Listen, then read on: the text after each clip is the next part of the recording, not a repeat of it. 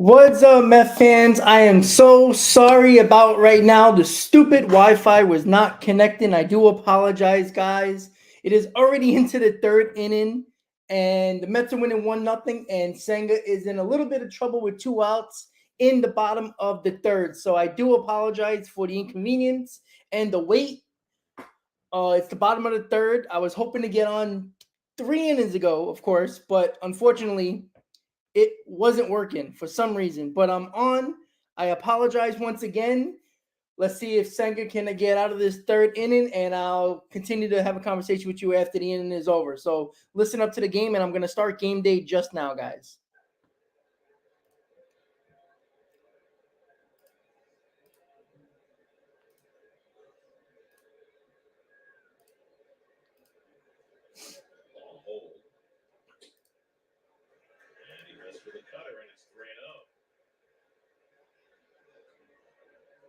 Joe, the on deck batter. All of a sudden, it's become a roar.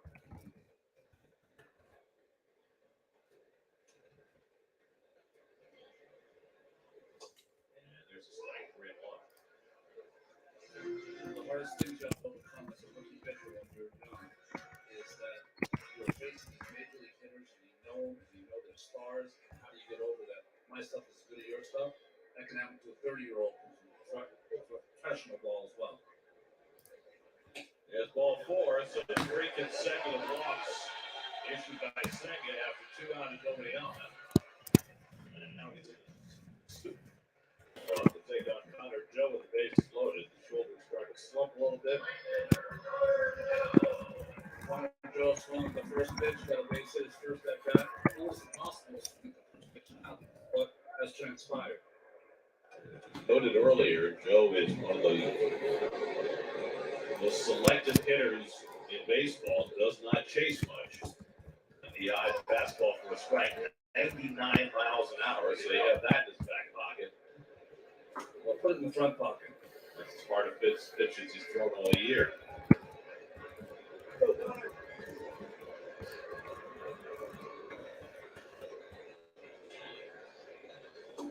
And Joe lays off the slider. 1-1. You know, Ronnie, he's gone back to the full leg kick. He has been doing, the slide steps. The other guys obviously were mustard on that one, and he's got a little bit of rhythm with the full leg kick.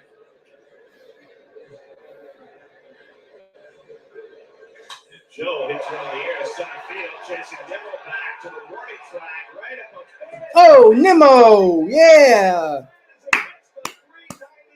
All right, so Brandon Nimmo saves Senga's ass once again, and Brandon Nimmo with a nice play against the wall to save a bases clearing, probably double or triple in the bottom of the third. So Mets still lead 1-0, and Brandon Nimmo loves that wall in Pittsburgh, apparently. So I do apologize, guys. The stupid Wi-Fi just stopped working as soon as I was trying to go live, and I don't know what the hell happened. I don't know what happened. I had to restart everything, and who the hell knows. But I got here in the third inning, and I guess it's better than nothing. But yeah, Senga's walk problem is annoying. 3 walks after you get 2 outs, it's a problem. And that was his problem. And I know it was a problem in Japan. And, again, maybe he can figure it out. What I worry about is the fact that if you look at his career in Japan, even though he got a little bit better, his walk problem was the walk problem never really got much better. And that is what's the scary thing about Senga. And again, maybe he can figure it out. Maybe it's just some adjustment that maybe Hefner can figure out or the Mets can figure out with him. But we all know he doesn't pitch well on the road. So that's the issue in itself. So I apologize for the background as well. But again, nothing's really working on besides the Wi-Fi right now. So at least I got the screen up right now and the audio for you guys. So hopefully you guys can hear the audio of the game. And let me know in the comments if you can hear the audio so I have an idea of what the heck is going on? Because everything is just insane right now. When the game starts, I'll be right back because I still got to fix a few things because I kind of demolished everything here so I can fix all the wiring. So here you go, guys. McNeil is coming up. 1-0 Mets. Top of the fourth. McNeil leads off against Johan Oviedo after Kodai Senga escaped by the skin of his teeth in the bottom of the third, thanks to more heroics from Brandon Nimmo. Boy, he's gotten good at making those plays. Neil bounced into a double play his first time up. Takes curveball for a strike. Neil, Lindor, and Marte. That's cash to run on the first. Nimmo drove in that. Nimmo with the offense, Nimmo with the defense. And Neil takes a fastball low from Oviedo, 1-1. I remember when you were a kid and you'd stand up against the wall and your buddies would throw it and you try to rob them. Nimmo would win that game every single time. You would right now. What do you mean as a kid? I did that to Curveball catches the inside corner of the letters, and it's 1-2. We said it at the end of last season. I remember sitting on the set during the post-game show after that last postseason game. That's lined into right field, and right there is Connor Jones. He's got it 1 out. And we talked about the amended free agent, who the most important guy to re-sign was, and I think we were all unanimous. It had to be Brandon Nimmo. And he was good that day. you wanted to have. But now here's where he goes back. This is the thing with me. He's got such a presence of mind of where he is on the field. Right there, the one part of the wall is a foot closer, and he still knew where he was to be able to make that play. Lindor flies one into left center, and Swinsky eases over. Francisco retired 2 out. What's interesting about that catch is that where that ball started, hitting from the right-hander, he must have hooked it a little because he went back to the wall and then it ended. Sorry, guys. Just trying to fix everything on the go here. He purposely got himself an angle where he feels comfortable going, moving, so that he can catch it if he has to go up with that left hand. Just another example of the presence of mind he has out there. Marte, who had a rough at bat his first time up, and they had 3-1, and then chased a couple of sliders out of the strike zone.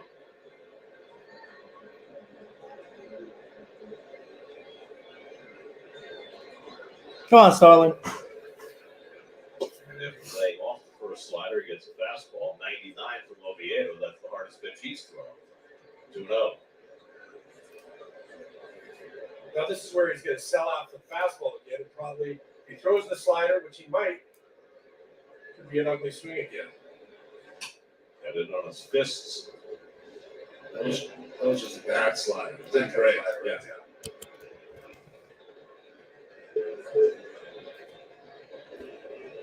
Pitch around it again.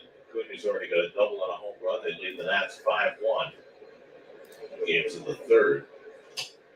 It's against Mackenzie Gore, who's been awfully good for the Nats. Yeah, he pitched so well against the Mets earlier this season.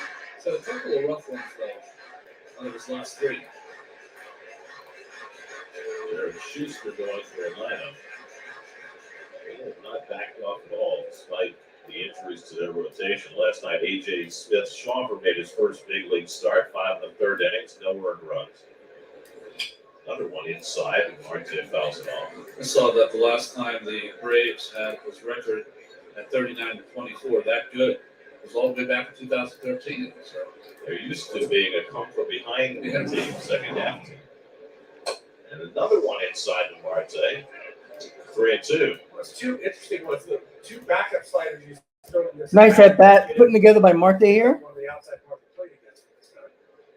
Brett Beatty would be next. And Marte with a Just fouling and balls off. I'll take it. these 2 at bats tell you one thing. He's not seeing the ball out of the hands of Oviedo.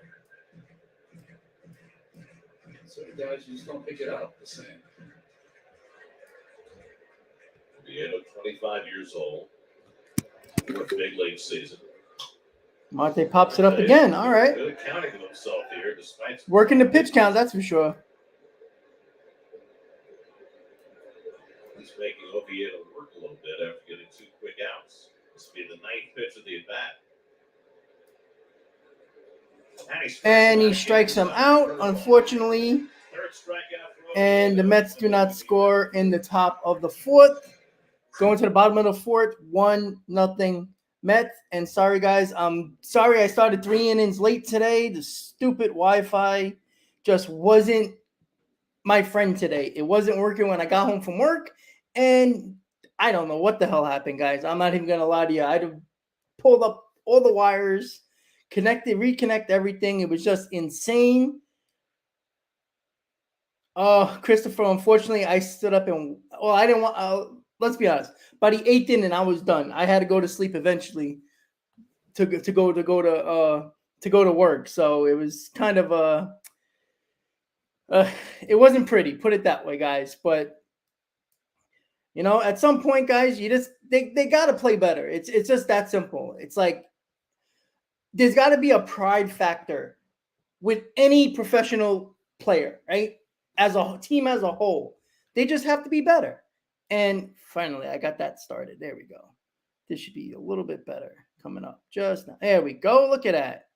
All right. Things are looking like it's there. All right. Good. All right. So at least I got something going here instead of nothing. All right. Sorry about that, guys. So, yeah. I mean, when it comes to the Mets and the debacle, let's be honest. Over the last 7 games, they haven't played well in about a month now. And it actually is a huge problem. And you know what? At some point, there's a pride factor that needs to come from everybody.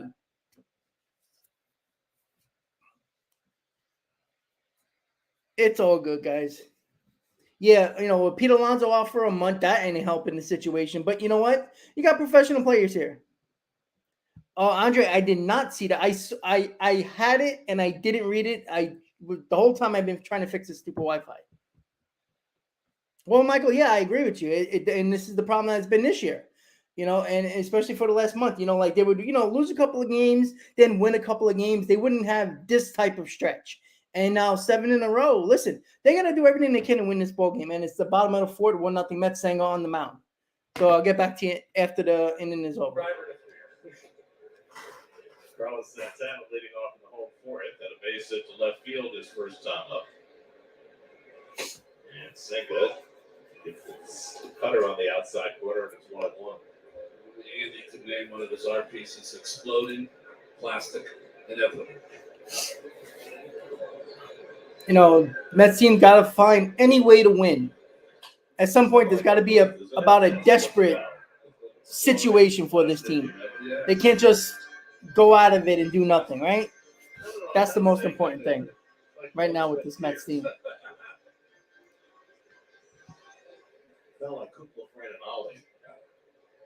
Come on.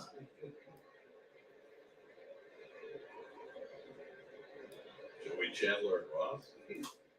Foul. I just want to see some type of life. I want to see them. This is a desperate time, and I want to see it. They know it's a desperate time. They got to do better. All right, nice pitch by Senga to strike out Santana. That's a good pitch there. My Lord. All right, so 1 out in the fourth, 1-0 Mets.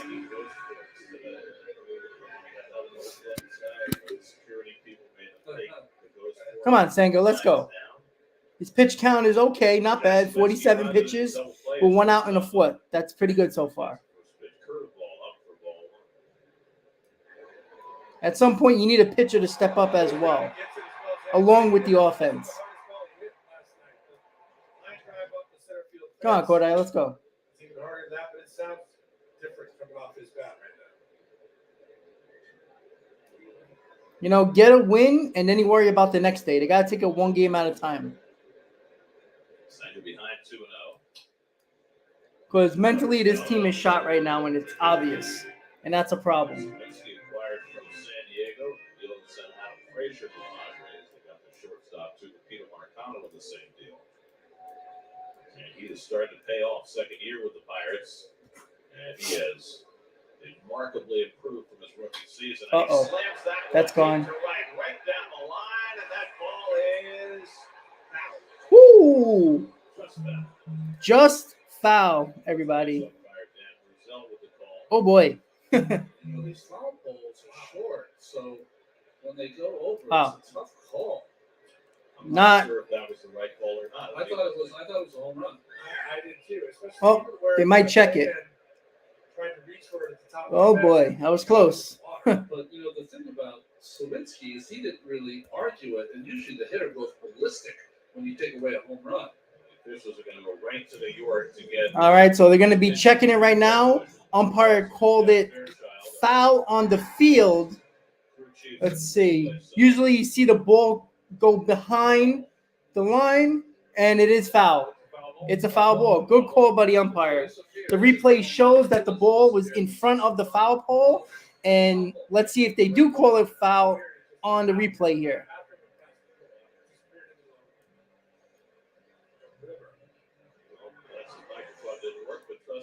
All right.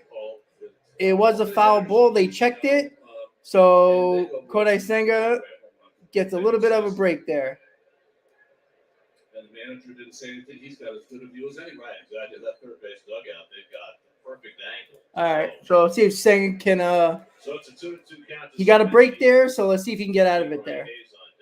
1-0 Mets. Bottom of the fourth. Bullets down the last 2 innings.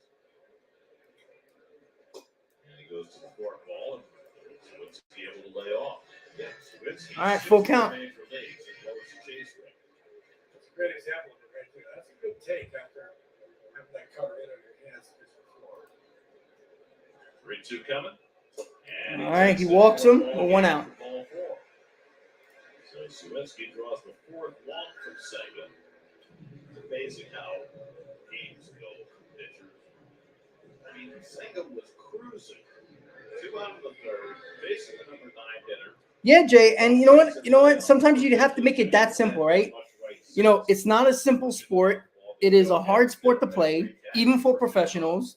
At some point, you have to take it one game at a time. If you don't, you're going to just continue to struggle. Ground ball should be a double play. Nice play by, oh, Jesus Christ. Lordy Lord. That was a nice turn by Canna and Guillaume. They're going to see.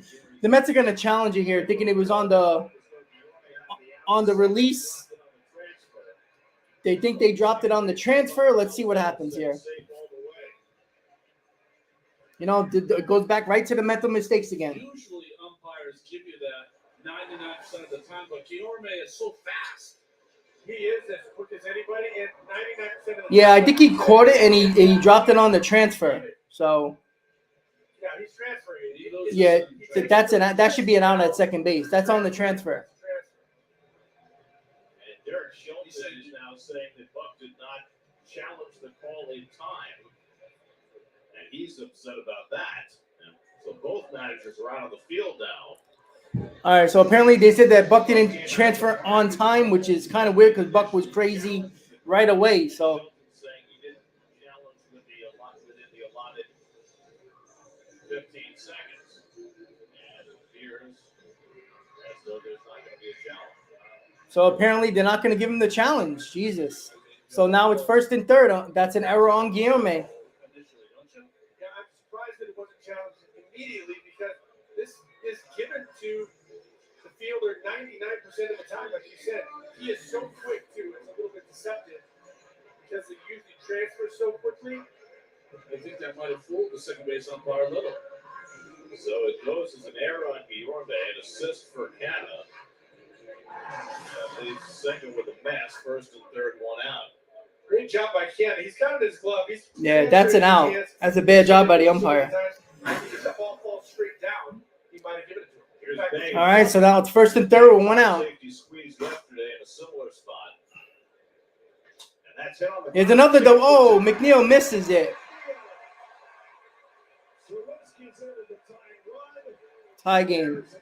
Mental mistakes, ladies and gentlemen.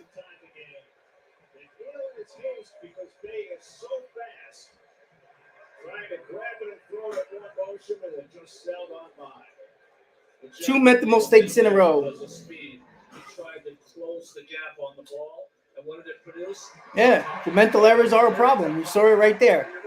Again, you know what McNeil was trying to do there. He was trying to turn his body backhanded for the double play. He took the short hop. He missed it. But it's a mental mistake again. There should be an RBI for Bay. can't assume the double play. So 2 errors in the inning. Can't make those mistakes. 2 ground balls that Senga should have been out of the inning. And that happened yesterday with McGill with Lindor. Huge problem. Now let's hope Senga can just stop it with 1 run. What is an example of someone trying to do too much? That was it right there. Maybe both of those boys. I mean, Norway trying to transfer so quickly that he gets the speedy Ryan Hayes, and then that one. Otto tried to bunt for a hit his first time up, and he tries to bunt here. Oh, nice play by Beatty to come in on that bunt. Good job by Brett Beatty. 2 outs. Now that's a great play right there to be heads up right there. 2 outs. Great job by Beatty there. And Beatty in the foul territory to grab it for the second out. A reaction from Capito and Montano. Anytime that your first 2 at-bats are that on the first, and a worse one the third. Now a chance for Senga to limit the damage to 1 run, facing the number 9 hitter, Jason DeLay. This is where his troubles began in the third. All right, Kodai, come on. Hayes at third, Bay at first. And the first pitch curveball in for a strike, 0-1. Committee, I don't know. But, you know, at some point, you have to start blaming the players as well. At some point, it's not, you know, you can blame the manager as much as you want. It's up to these players who are getting played professionally. Ground ball, and Beatty should end the inning, and he does. So Beatty saves the big inning for the Pirates here, and unfortunately for the 2 mental mistakes, even though the Guillorme one wasn't a mental mistake, that happens a lot on transfers. So that happens all the time in baseball. The McNeil one shouldn't happen. That's right in front of you. Get your body in front of it. Get at least 1, and unfortunately, it cost the Mets a run. And luckily, it wasn't a bigger inning, but you got to look at it this way. And I was saying this yesterday as well with the Mets. It's starting to become mental. It's not about talent.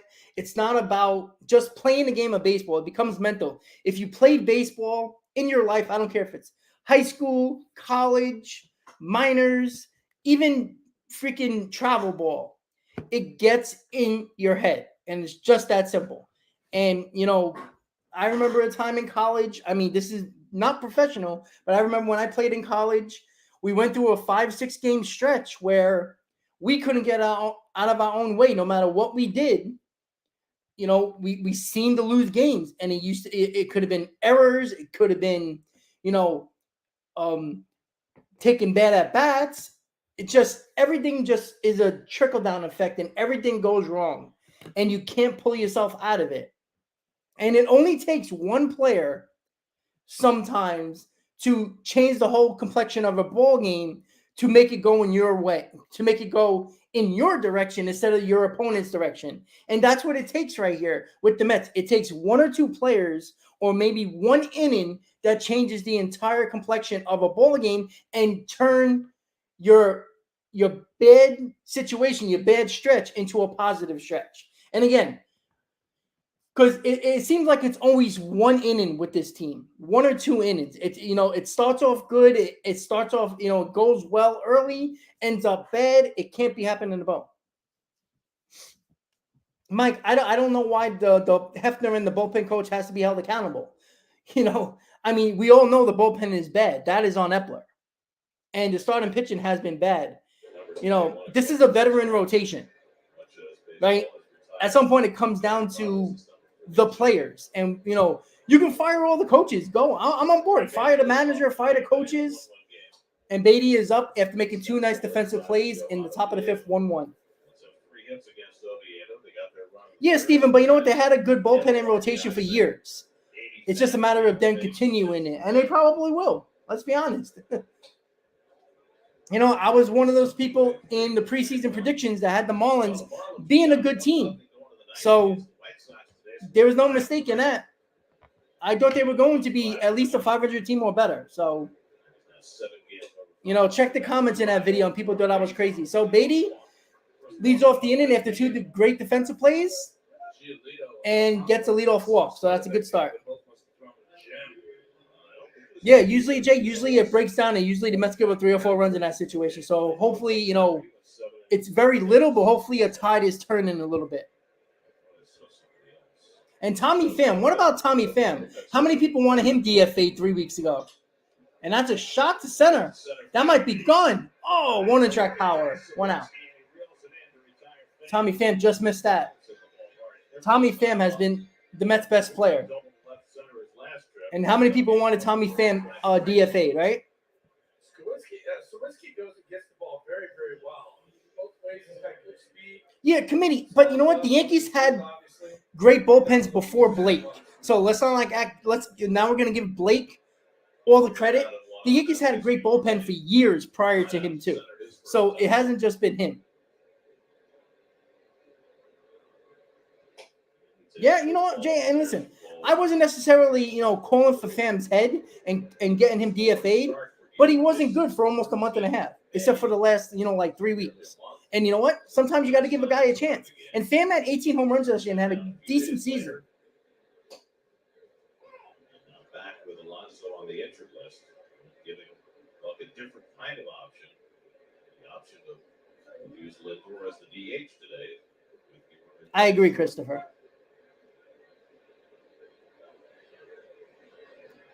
Well, I'm gonna tell you one thing.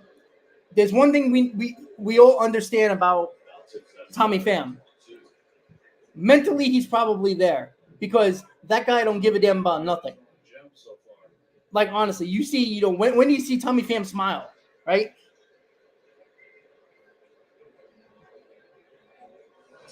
Yeah, I understand. What else did we have, Michael? But let's be honest. Everybody wanted him gone a couple of weeks ago. So good job by Tommy Pham staying in there with his limited experience, limited at bats, and when he got his chances, he done the job. And if it wasn't for him over the last couple of weeks, who knows how many more losses we would have had? Yeah, Vogelback is done. At least Tommy Pham, when he was struggling, was putting the bat on the ball. He, besides Alonso, he had the highest exit velocity of any player. So he's putting the bat on the ball. It's just a matter of them finding grass. And Guillermo strikes out, 2 outs. Well, explosive, that's what I've been saying. And you know what? The difference, when I keep on bringing up to everybody, Rob Thompson was a career bench coach. He was been on the bench for many years with Joe Girardi as well. So this guy had a tremendous amount of bench experience as a bench coach. So, and as a bench coach. So it's funny when people are like, oh, look at the Phillies, look at them firing Joe Girardi. Well, they had one of the most experienced bench coaches in basically all of baseball. So it's a huge difference than giving it to a guy in Eric Chavez who's only been a bench coach this year and last year was a hitting coach. That's a dangerous game to play. Could it change it? Yeah. But if you fire him and it gets worse, then what do you do? Crossface, I agree with that, to be honest with you. But, what's working right now? And Canna hits a ground ball, and it ends the inning. So the Mets don't score in the top of the 5th. 1-1 Mets Pirates. So, yeah, guys, once again, I think this is all mental at this point now. And it comes more to the guys on the field because yesterday, Lindor should have had an easy double play. McGill would have been out of the inning, and who knows how that game would have ended, right? Could have ended the same way. Well, Mike, yeah, Thompson changed the Phillies culture immediately. But again, we just assume that that's going to happen if the Mets do that, right? This manager is fired all the time during the season. Does it change every team around? No. You got to remember, guys, Rob Thompson was one of the most experienced bench coaches in all of baseball. The guy never got a chance to coach, but he was always the second in command for many, many, many years. He was also with the Yankees as well when Joe Girardi was a manager. So it's not like, they brought in a rookie guy that was a bench coach that has no experience on the bench. That's what you would do for Eric Chavez or whoever else, most likely would be Eric Chavez. It's usually your bench coach that gets the nod. They're not bringing Beltran up from the rafters in the front office and bringing him down to coach. No team does that, especially during the season. Off season, different story. But during the season, it's not happening. And Ryan, thank you, Braves fan. It's been the pitching. I had an argument for about a week, and even 2 days ago in the Braves series, in yesterday's game, I had a guy saying it's the bats. How is it the bats? You scored 7 runs yesterday. Yes, they were late, but it's 7 runs. You scored 10 runs against the Braves the night before.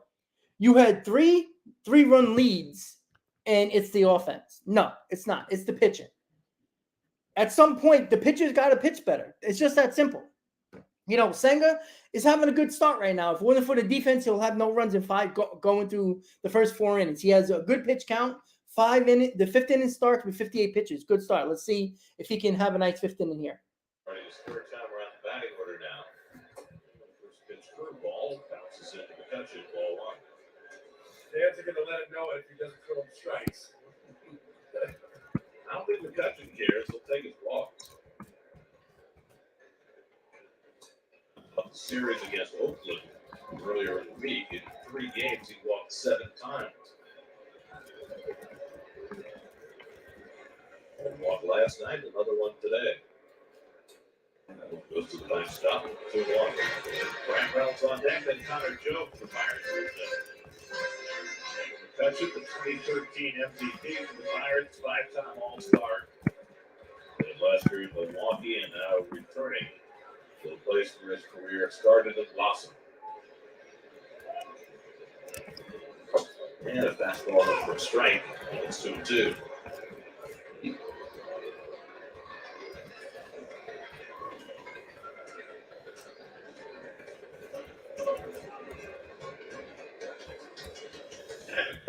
Nice pitch. Good strikeout by Senga. Strike out of the day for Senga, 1 down in the 5th. That was a good one there. He's got one that he throws that just hangs in the air, looks like a strike for 57 feet. I was just going to say the same thing. You look at on the StatCast box, and it stayed on that bottom Well, line. Jay, that's what it's been the whole time. If the pitches don't go long, or at least 6 innings, I don't care what type of bullpen you have. At some point, the bullpen's going to falter. Not saying that the Mets bullpen is very good, but when you're constantly coming out in the 3rd inning, the 4th inning, the 5th inning, or can't get out of a 6th inning and you're in a jam, that's why the first 2 games were very disappointing. I don't even count the 3rd game, because the 3rd game, your bullpen is going to have a hard time pitching 6 innings in a ballgame when your pitcher can't go 3 innings. It's a problem. That's why the first 2 games were annoying, because even though Carrasco and Scherzer couldn't go past the 6th inning, you had your better arms out there, and you lost those games. That's the other problem. They really were exhumed until McCutcheon came along. And led them 3 straight wild cards in 2013, 14, and 15. Then he was gone. And then Terry Cole was gone. And they went into another freeze. 100 losses each of the last 2 years, but over 500 this year. Ball fouled off by Reynolds, ball 2. Last postseason appearance was that last wild card in 2015. Their last division title was the year they scored those 19 runs against the Reds in '92.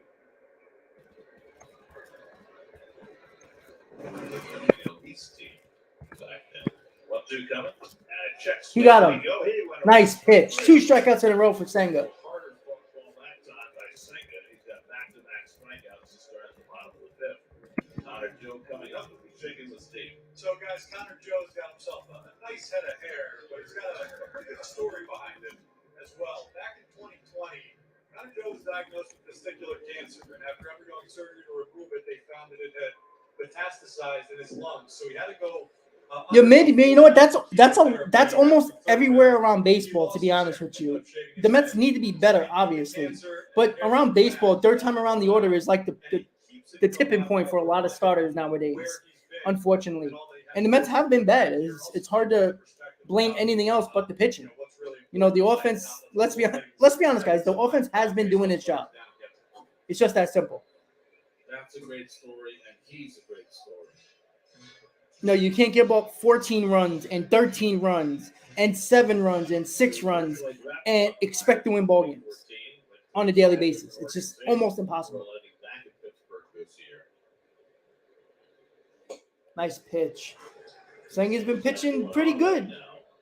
Nice to see him pitch well on the road. But again, the third time around the order is coming up very soon. So this is where, the Mets pitch starters have been bad. And let's see if Senga can get out of this inning. And nice pitch, but ball 2. Well, Mike, that's what I'm saying. The Mets, it's not like the Braves pitching was very good. It wasn't. Let's all be honest, right? Everybody thought the Mets were going to get shut out in the third game against Strider, and the Mets beat them up.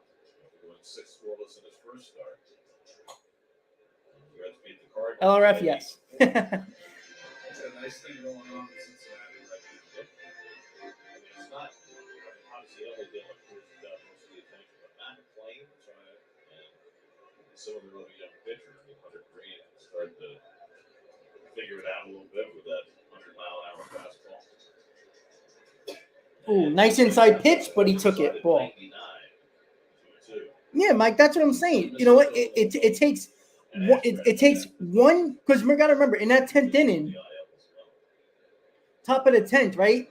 Finally, one Brave bullpen arm actually did a good job. The rest of the game, they were terrible. And every game, they were terrible. Let's be honest. They weren't very good pitching-wise. They got that 1 or 2 clutch hits. That was basically the game. That's a shot. Is Nimmo going to make it? Nice play by Nimmo. Nimmo saved a couple of runs in a few innings ago and ended the inning there. So Mets are coming up in the top of the 6th. 1-1 tie game, guys. So again, look, first game against the Braves, 6-4. Second game, 7-5. And again, both of those games had a 4-1 lead. You had Carrasco. You don't expect him to always pitch great. So him breaking down in the 6th inning should be expected. But you were in the 6th inning. You had guys in your bullpen, Drew Smith, Raley, Ottavino, Robertson, who were the guys that were available for those innings. They didn't come through. That's on the pitching, right? You could say the Mets didn't tack on, absolutely. But the Braves really didn't tack on either, right? It came down to late in the game, 1 or 2 hits that changed the complexion of a ball game. And you do say that the Braves just don't quit. Well, okay, that's true. But let's not act like they played well, because they didn't. The Mets, let's be honest, the Mets bullpen blew those games.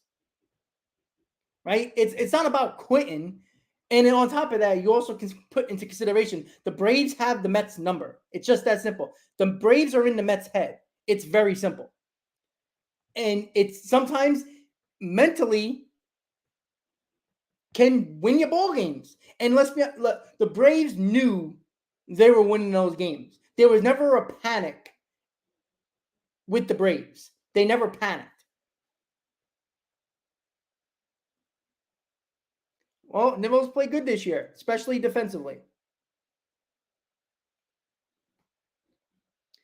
Yeah, Los, again, I agree with that. 100%. And I even said, when Marte missed that ball yesterday in right field, when it looked like he wasn't, he didn't dive for the ball, slide for the ball, didn't look like he hustled to catch that ball in right field. I even said, I'm like, do you think Marte's going to get taken out of the game? He didn't. Now, is that the end all be all? No. I mean, they're all professionals. They should be playing better. But still, yeah, exactly. Both offenses were good. It came down to deeper in the bullpen, right?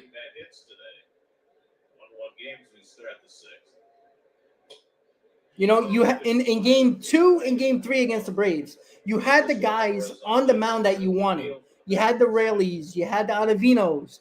They blew it. Yet game 3, you had Robinson on the mound. Your best bullpen arm. He even gave it up. And then at that point when they tied it and the Mets didn't score runs, all you had in the bullpen was Tommy Hunter and Dominic Leone. So you knew that was going to be a problem. Nice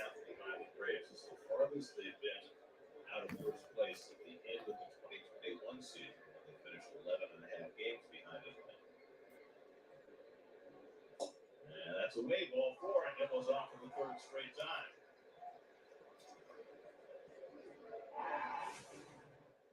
Nimmo does a great jump on this ball. He's got it tracked all the way. He takes a little bit of a loop so he can come in on it.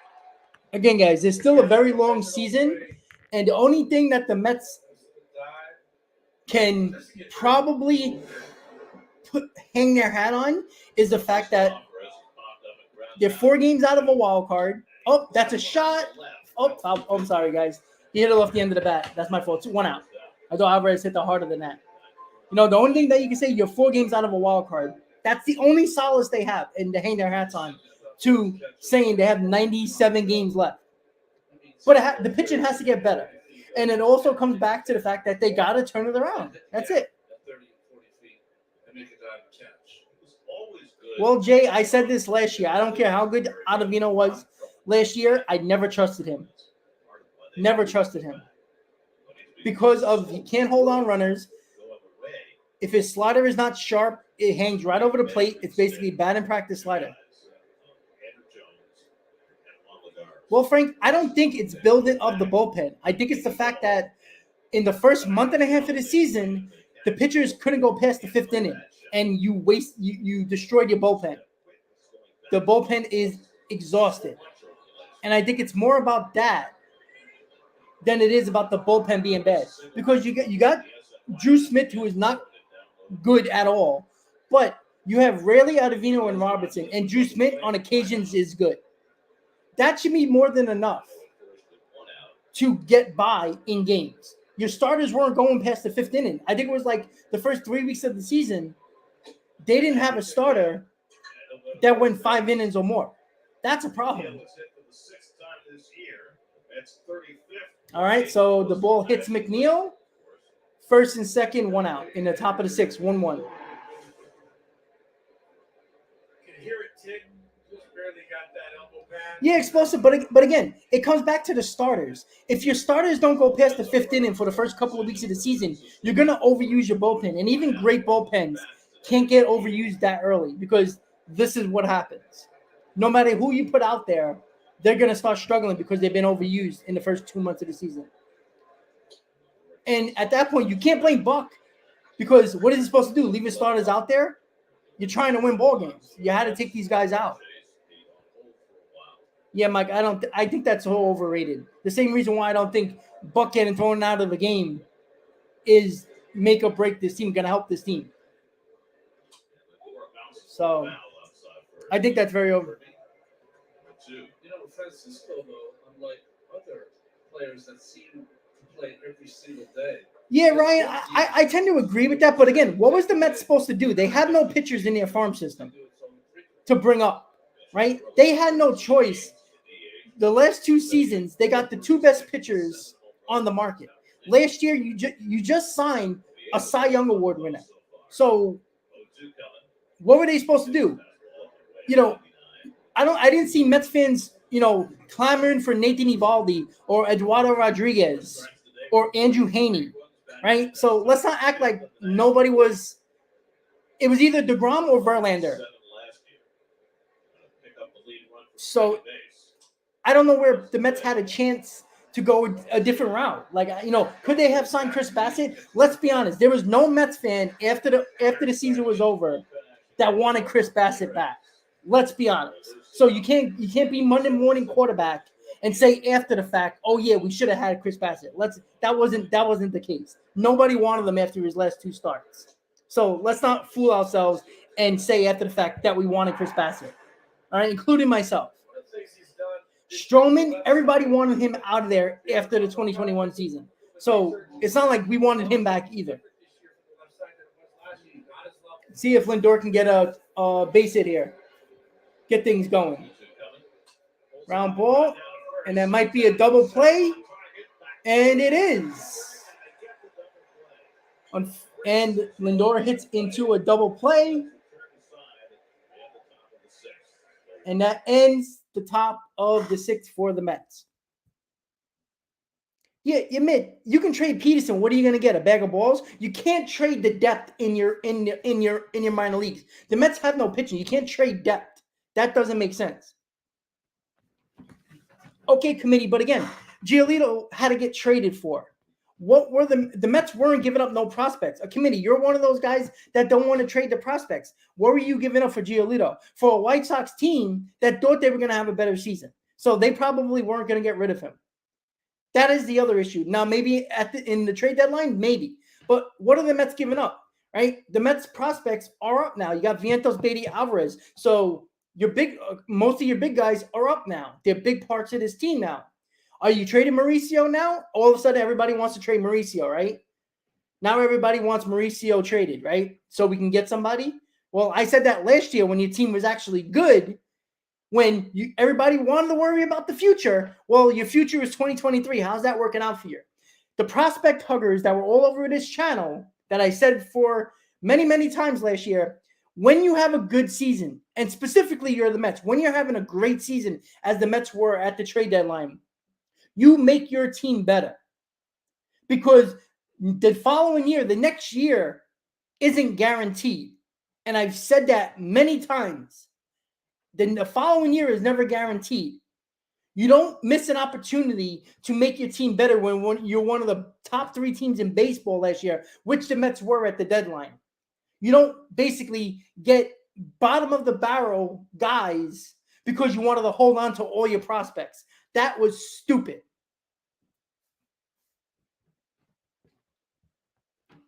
I'm sorry. And you know what? There was a lot of people on this channel, and maybe some won't admit it, but there was a lot of people that didn't want to trade prospects to get better. And because you worried about the future. Well, you wasted 2023 to get better because you wanted to hold on to your prospects. The same people who want to fire Epler also didn't want to trade prospects. So how are you getting better last year? So bottom of the 6th, 1-1 tie game. Popped up. Should be a play for Beatty. And 1 out. Yeah, we were in on Hendricks. Unfortunately, the cancer thing kind of derailed that.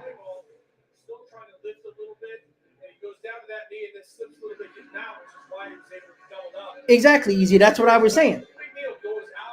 Even if it cost us a draft pick, nobody was clamoring for Evaldi. Nobody was clamoring for Eduardo Rodriguez, the lefty from Boston. Nobody was clamoring for Andrew Haney.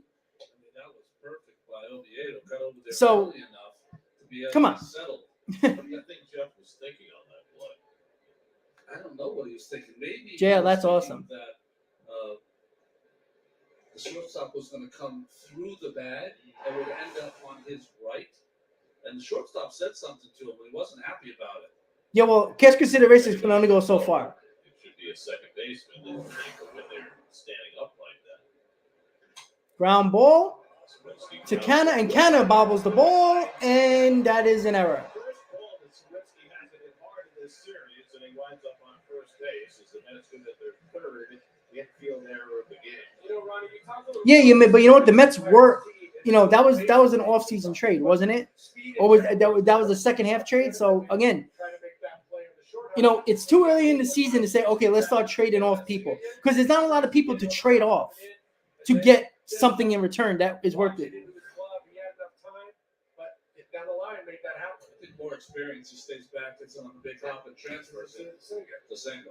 Easy. I'll get back to you once the inning is over. 6 stolen bases in 7 tries. This entire I'll tell you. They lead the National League in steals with 70 through their first 62 games. Alvarez threw out Connor Joe trying to steal in the first inning. Senga pops one on the inside corner. 0-1. Hayes coming off his 5-hit game yesterday, the second 5-hit game of his career. Grounded one to Canna last time up. Canna went to second, trying to get a force, and Guillorme lost it. They said error all the way. He went. Ball swing and miss. 0-2. Nice pitch by Senga. Senga still pitching strong here. 82 pitches in the 6th with 1 out.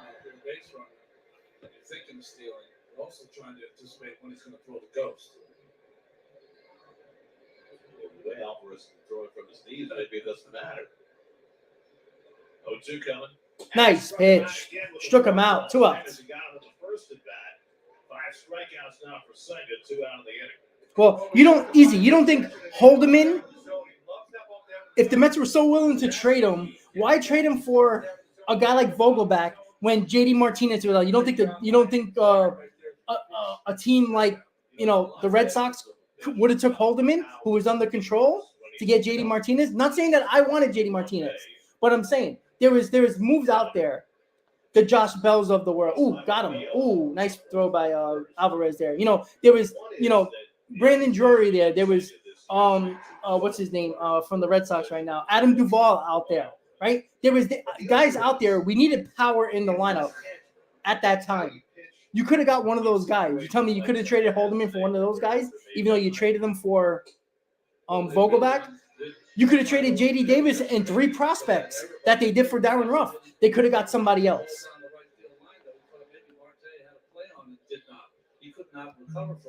So there was moves out there. The problem is the Mets weren't willing to give anybody except for Vientos. That was confirmed after the offseason. Ground ball should end the inning, and it does. So 6 solid innings for Kodai Senga. Mets coming up in the top of the 7th, tied 1-1. Easy. Again, they sucked after the fact. They were having good seasons prior to their trade. Now, after the trade, they didn't perform well. But at the moment, again, this is the Monday morning quarterback stuff that I talk about. After the fact, oh yeah, Josh Bell and Drury sucked. But look at their numbers prior to the deadline. They were one of the better bats on the market. They had good numbers at the deadline. That is the problem. Again, my point is you traded Colin Holderman for Daniel Vogelback. You're going to tell me no team wouldn't have took Holderman for any of the bats that I just mentioned. Of course they would have. The problem is it came down to Epler picking the wrong guys. If Holderman was available, you could have got any bat on the market like guys I talked about, Martinez. You don't think Boston would have took Holderman, a young relief arm under control? If Holderman was available, then you could have got any of those guys I just mentioned. Right? What about the bullpen? Even though Michael Givens was okay, there was guys out there like Andrew Chafin. There was a couple of the Phillies got bullpen arms. Remember, we wanted Robertson. Even though Robertson didn't turn out to be good for them, they gave their 23rd ranked prospect. You telling me the Mets couldn't give a top 17 prospect? What about Viento? What about a guy like Viento? What about Holderman? You could have traded Holderman if you really wanted to trade him to get a different bullpen on that you trusted. Yeah, but explosive. We weren't getting Soto. The GM for the Nationals says he wasn't trading him within the NLE, so it wasn't like that. Well, easy. It doesn't matter if you didn't like Bell. The point of the matter is there was guys out there that were all having good seasons prior to the deadline. You can't look after the deadline and say, oh, look, he sucked. Because that's the case. Daniel Vogelback and Darren Ruff had good seasons prior to the deadline. We're putting up good numbers prior to the deadline. So we can say after the fact they sucked. The point of the matter is a lot of them, the Martinez, the Drurys, the Bells, had good numbers prior to the deadline. So you can't look after the fact and say, oh, look, they suck. Because you don't know that until after it happened. Everybody can be the best GM in the world saying, oh, look, it's good they didn't make that deal. They should have made this one. You can't look at it after the season and say, well, they didn't make that deal.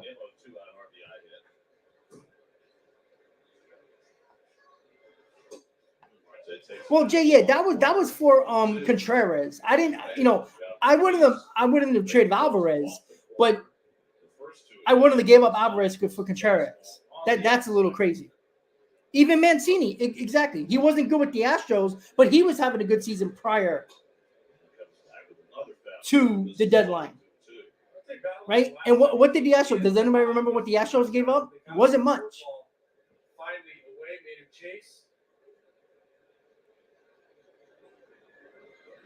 And Marte hits it on the ground. Can he beat it out? And he does. Yeah. All right. Good hustle by Marte there on a ground ball, infield ground ball. A little bit of shades of Marte last year with that hustle. 1 out. Sorry, 1 man on, nobody out. I knew that was going to be a problem when he took his time. Good hustle by Marte there. I'm sorry. If you were willing to trade Colin Holderman this whole time last year,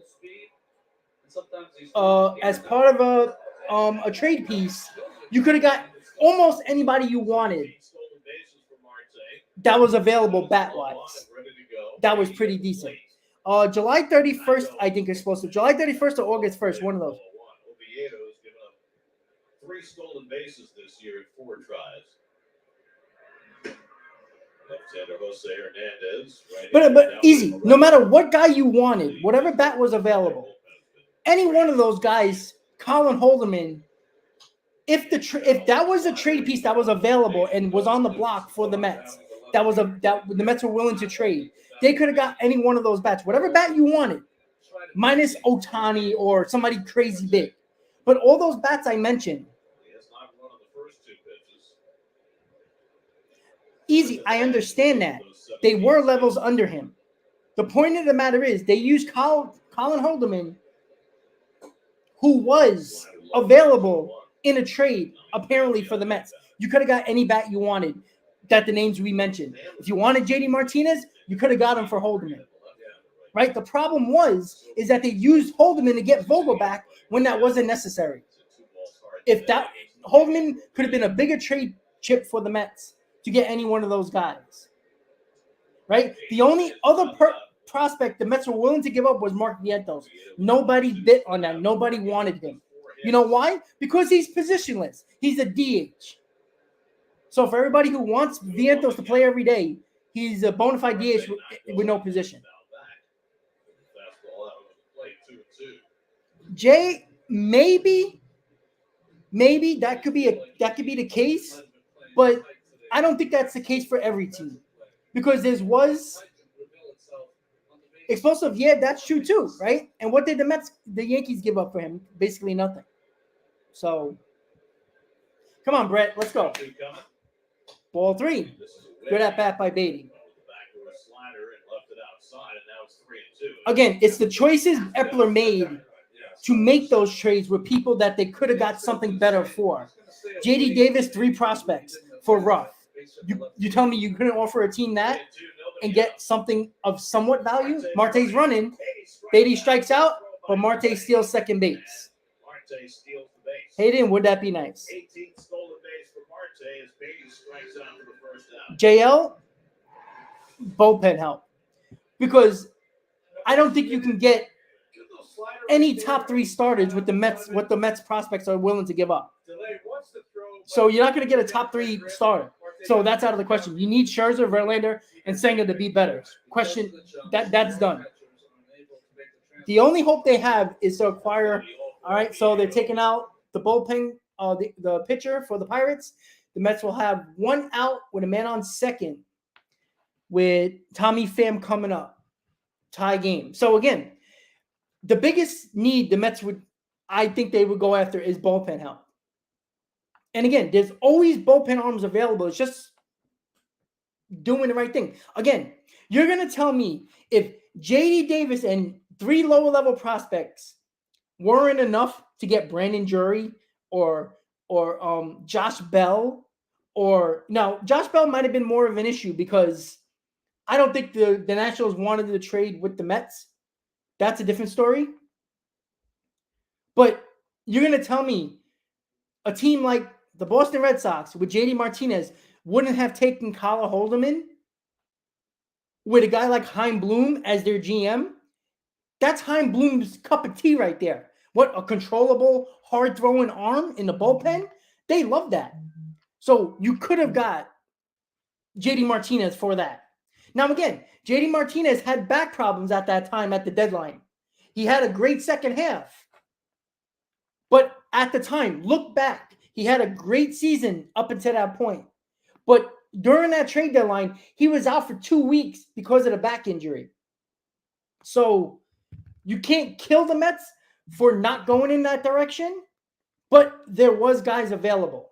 Adam Duvall, Brandon Drury. Not saying that those guys would have been the difference, but the guys you traded to get Ruff and Vogel back could have been available to make that trade. The problem is Epler picked the wrong guys to get. That is the problem. If Colin Holderman was available, you could have got any bat I just mentioned, minus Benintendi. You're going to tell me no team would have took a young, controllable, hard-throwing bullpen arm for, a journeyman bat? Of course they would have. No, but easy. My point is the fact that I always liked J.D. Davis. So I was always on the J.D. Davis bandwagon, but he wasn't hitting. So again, J.D. Martinez and 3 lower-level prospects, that's 4 plays for Darren Ruff. That's a lot of players for, again, a journeyman bat. The problem is Epler chose the wrong guys. If those people were available, he could have got a Brandon Drury. He could have got an Adam Duvall. He chose the wrong guys. Marte at second with 1 out. Guillorme on deck. Come on, Tommy. And Pham strikes out on 3 pitches. It's a strikeout victim. Again, Justin Turner was another guy. You're going to tell me Colin Holderman, you couldn't have got Justin Turner for him. There's a lot of things that, again, Turner could have been an offseason move the Mets could have made. Yeah, Nate Quinn as well. Same thing. More downward action than side-to-side action. Look, there's always going to be bullpen arms available at the deadline. There always is. If you could solidify your bullpen and get a couple of better bullpen arms in here, it comes back down to JV, Max, and Senga to pitch better.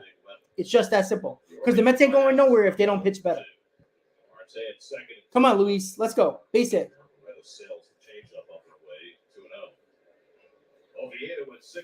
Man, Buck Showalter couldn't wait to put Luis Guillorme in there. I don't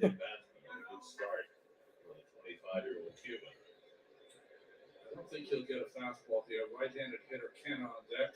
It could be another slider. All right, ball 3. Sometimes when you have a situation where you want to be careful with the hitter, because you have right on right next, 9th place hitter as he walks. All right, so they're essentially walking Guillorme to get the Canna with 2 outs. Guillorme doesn't have a lot of those. But you got Canna at the plate. You could pitch in with Escobar or Vogelbach. All right, guys, I'll be right back. But they should stick with Canna against this righty with the devastating slider. So now the Mets have 2 on with 2 out. Canna's 0 for 2 today. And Mark takes a slider out of the strike zone for ball 1. Escobar would have been a good choice because I think I remember Ronnie saying last night, if you remember anything, you had Escobar to play in Pittsburgh. He can hit this ballpark. Been 500 in this place.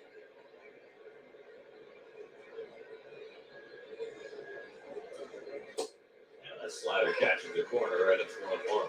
It does have an unusual shape, doesn't it, Ronnie? It's like it spins and then drops straight down, which is what makes it so unusual as a hitter. It's different than what you're used to seeing.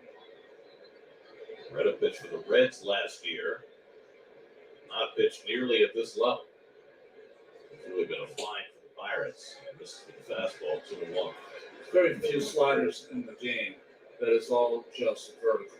You got a little bit of horizontal in there as well. This one looks almost vertical. Now Reda finding his way at the age of 27. 2-1 coming. And Canna takes that one on the corner. He didn't think so, and it's 2-2. Didn't have to be. I think that one was off the plate. Canna was right on it. He can't see it back. Right out of the call to the strike. Brandon Nimmo would be next. 2 out, 2 on, 2-2 to Canna. And he slams one toward the gap in right center, cutting across Sawinski. He won't get there. It rolls to the warning track. And the score is Marte.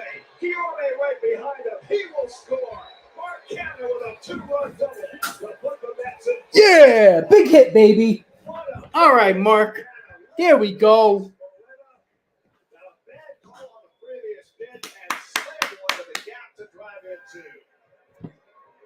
That's a great job by Mark Canna. He knows he's going to get another slider.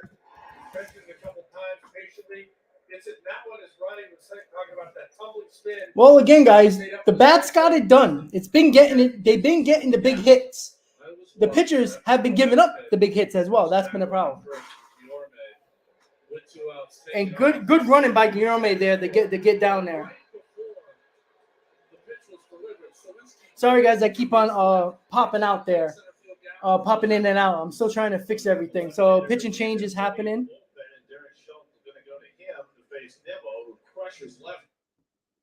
Yeah, I don't understand that either. And again, sometimes, again, we talk about Buck not making always the best moves and all like that. Look what the Pirates manager just did. He walked Luis Guillorme, even though he was 3-0, to get the Mark Canha, who is out. Canha's not great, but he's better hitter than Luis Guillorme. And you see the problem with that? And again, every manager makes stupid decisions. Again, did Snicker make good calls bringing in bullpen arms in the Brave series? No, he wasn't very good either, right? If the Mets would have lost 6-1, 7-1, 10-0, then I could say, all right, pitching was terrible, the offense was terrible. The Braves pitching was good. The Braves pitching wasn't good. Bryce Elder, who has been shutting down everybody all year with an under 2 ERA before he faced the Mets got 4 runs off of him, and he had a 3-run lead. The Mets pitching has to hold that. Game 2, same thing. Scherzer broke down in the 6th inning, but you still had the arms in there that needs to hold that inning, hold that game. You scored what? 5 runs in that ball game. And then the last game, you scored 10 runs. You need to win those games.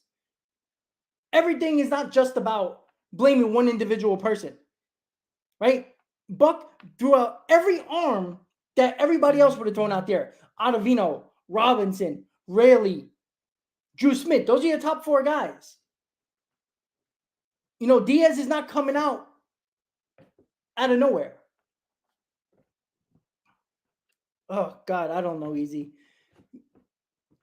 Can I throw? I probably throw better than them right now. All right, so 3-1 Mets in the top of the 7, Nimmo up. Yeah, Canha needed that. You know, you'll have Canha have a couple of games like this sometimes. All right, so Nimmo's 2 for 2 with a walk. See if Nimmo can get that 2-out RBI like Canha just did. Ground ball, should foul ball. 1 ball, 1 strike. I mean, it's knee-jerk, right, to bring in the lefty to face Nimmo. But the way he swings the bat against... So interesting. Is Senga coming out for the bottom of the 7th? I'm very interested about that. Yeah, Easy, exactly. You know, for all the people that like to kill Buck Showalter because you see him every day, when you watch a team every day, I guarantee you every manager is going to make a bad decision. That's a stupid decision. Luis Guillorme, who is not a better hitter than Mark Canha, even though Mark Canha is not a great hitter, I don't care if it's 3-0. I'll take my chances with Luis Guillorme. You see what happens? And, you know, that's what is amazing to me when people talk about managing. That's a bad call. And Nimmo strikes out to end the inning, but not before Mark Canha with a 2-out, 2 RBI double to give the Mets a 3-1 lead coming to the bottom of the 7th. And listen, I don't care what anybody says. If your pitcher's pitching well, and I talked about this last time when Scherzer couldn't get out of the 6th inning. And the same thing with Carrasco, couldn't get out of the 6th inning in game 1. There was people saying, hey, why didn't you take Carrasco out and don't let him go out for the 6th inning?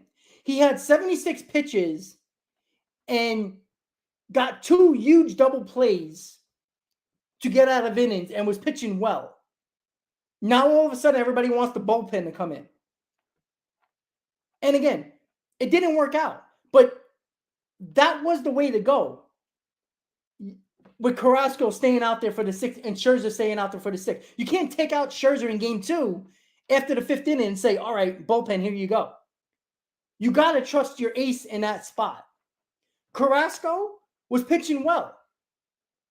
And if you watch game 1 and game 2, it happened quickly. It's not like it slowly progressed where you saw Carrasco breaking down, you saw Scherzer breaking down. Scherzer had 9 strikeouts by the 6th inning before he even walked out on the mound in the 6th inning. So he was dominant. What were you supposed to do? Take him out? If Buck would have took him out, people would have went crazy. So sometimes it just doesn't work out. Sometimes you got to put it on the pitcher. And I put it on Carrasco and Scherzer for not getting out of that 6th inning. Like, again, I keep on going back. It's a broken record. Monday morning quarterback. We all know what that is. If you don't, it is people who wait for the results, and then the next day or after the damage is already done and saying, I would have used this guy. Of course you say that. Senga was on the mound, by the way, in the 7th. I love this move by Buck. 86 pitches. See if he can get through 7 here. Down at one of the order. Peter Marcano leads off. 80 on the grass at 3rd, and Marcano takes. Yeah, okay, easy. That's nice to say. Who do you trust in the bullpen? Marcano is twice. Do you trust Senga, or do you trust all the other garbage that you have in a bullpen that has been giving up runs all over the place last week? It's a hard decision, in my opinion. You could take him out, but who do you trust in the bullpen? Who's going to come in? Ottavino? Really? He got into the warm-ups. He threw a little harder as he got to his 7th and 8th pitch. 2 pitching changes during that top of the inning. Line down the right field line by Just Marcano. foul. Just foul. On top of that fastball. Shadow's covering the plate now. It's a little more challenging. It gets a little closer. Come on, Kodak, let's go. It's a little harder on the hitter when it's a little more halfway, but it'll be a little challenge on the post for it. Jason delay on deck. That's pulled down. Boom. Nice play by Canna. Down the line. 1 out. Nice play by Canna. Remember, guys, everybody wanted Canna as a 4th outfielder or DFA'd as well. So, Well, this doesn't always happen with the Mets, but late in the game, nope, that's a nice play. That is not an easy play. playing no double. And that's a guy that He made the play. doesn't play a lot of first base at all. Played very little in his career, but that's a nice play. You get those mistakes last inning where he bobbles it, but he gets the job done. That's all you can ask for, considering you don't have Pete right now. All right, Kodak, come on. Just 1 unearned run. Delay is walked and grounded out 0 for 1 today. Nice pitch. The ground and it's 1-1.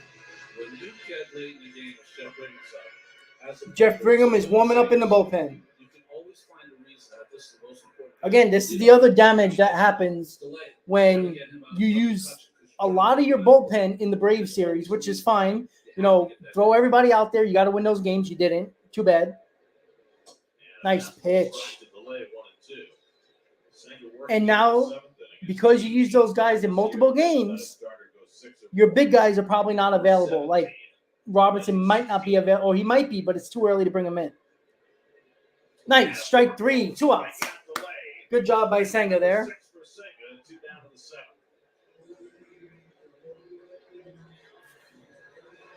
Again, in this situation, nobody on.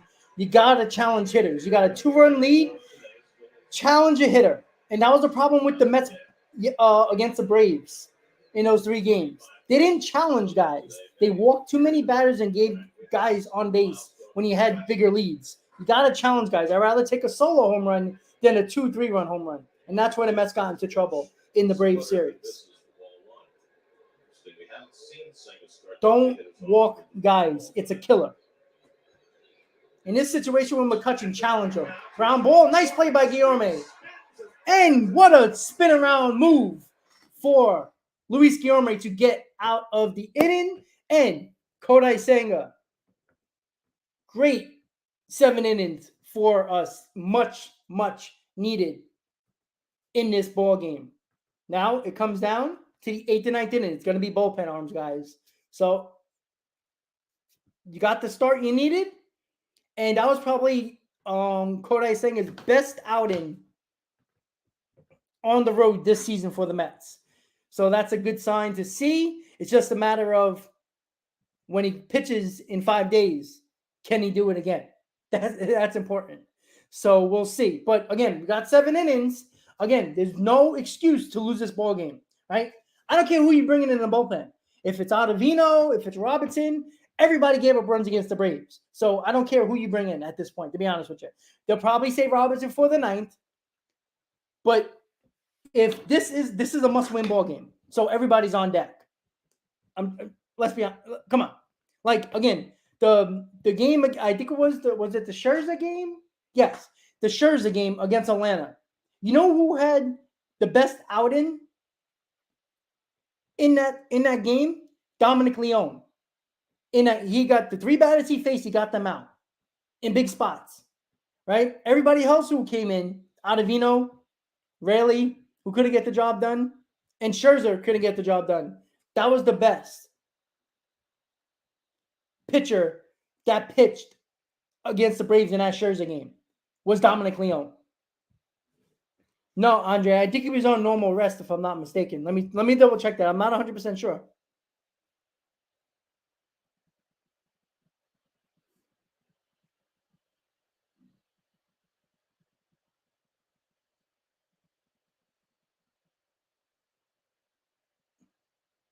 Let me check. I think Senga. Let me see. Hold on. I think you. Let me see. I think Senga pitched the last game. I don't remember. Let me see.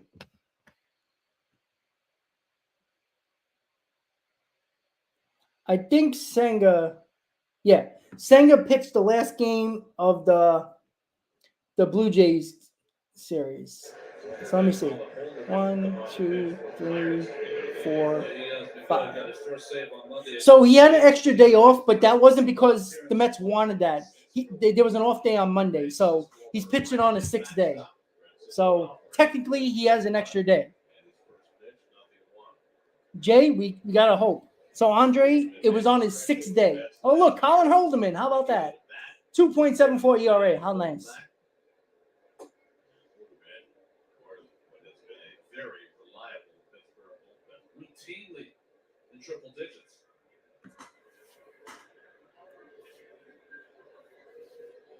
All right, Alvarez leading off the 8th. Tries to hold the swing on the slider, and he went around. 1-2. That's nasty. Okay, I was going to say the same thing. Wow, 100 followed by that nasty slider. It's got a little 3/4 action on it, so it's got to feel dastardly to the right-handed hitter. That's 3 runs, 5 hits. The Pirates 1 run and 2 hits. That's got to the Pirate bullpen. Arcana with the 2-run double against Valerie Moretta. That's trying to add. The rules make Colin Holderman in the 8th. Slider hits the dirt. 2-2. All right, look at this. Robinson is coming in the 8th inning. Could be for a 6-out save, or it Could be a 6-out save. Could be he wants Robinson in the middle part of the order, the big part of the order. Oh, just low. So Robinson is warming up. I wonder if it's for a 6-out save. Again, Mets are desperate for a win. I wouldn't be shocked if they uses Robinson for 6 outs. Oh, Alvarez hits a shot. That might be gone. It's gone. Home run. Francisco Alvarez.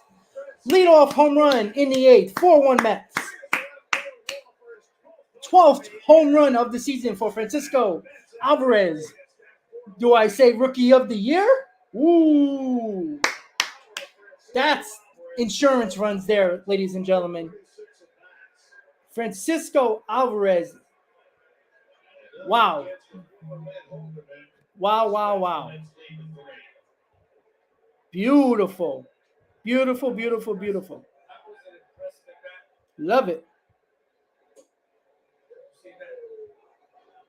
He stepped out, took his time, called his timeout, got himself into a great mindset. That's a slider that stays. There we go, guys. Which is where he likes it. Talked about that before. Beautiful. Ground ball. Down the line. Can McNeil beat it out? Nope, why not? That's the tack on runs. That is nice to see there. Reynolds came close. You could rob home runs here. That's a short fence. We've gone all series long, watching hitter after hitter's ball die on the warning track in left field. Not this young man. 4 home runs in the last 4 There you go. El Troll. Alvarez, 12 for the year. I like that. The real deal Alvarez. Vortex strike.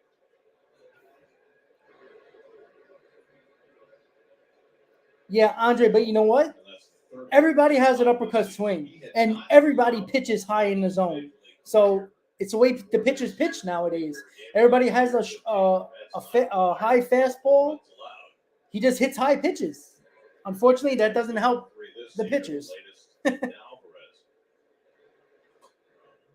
Yeah, isn't he? It's with Murphy, right? Of the Braves. That's amazing. But again, the power was never the concern. It was the matter of his quality at bats, his average, and it's been everything. He's been great. And Lindor hits one of the first. Nice play by Santana. 2 outs. And the 3-1 cutout for the second out. Check out the road ahead. You're radio from WCBS 880 and streaming on the free Odyssey app. Final game. You know, this is a game here. You got to win. You got another 3-run lead. 2 innings to go. 2 more at bats for the Pirates. You know, mentally, this team needs a win.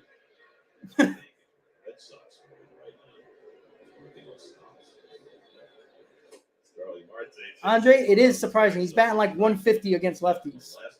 So it just tells you sometimes. That's why when people talk about splits and righty-lefty matchup, I can care less. Give me a guy who can hit. Just throw him out there. That's the way I always see it. That's why I don't like platoon players as hitters. Because I don't think it works. It rarely works, in my opinion. Come on, Starlin. And Marte lifts one to center field. Should be can of corn and inning. And it is, but not before. El Troll, Francisco Alvarez, or, as Jake says it, Francisco, the real deal Alvarez, gets a solo home run to start the top of the 8th, give the Mets a little bit more insurance runs. 4-1 Mets. And in the demise of Met fans, they see that 3-run lead, and they worry. Let's be honest, guys. 3-run leads, 4 out of the last 5 games. Dangerous, scary. But you got the look. It's clear. And listen, there's no I don't care what anybody says. I want to see desperate moves by the manager in a game they need to win. Putting in Robertson in the 8th inning, it might be for 6 outs. We don't know yet.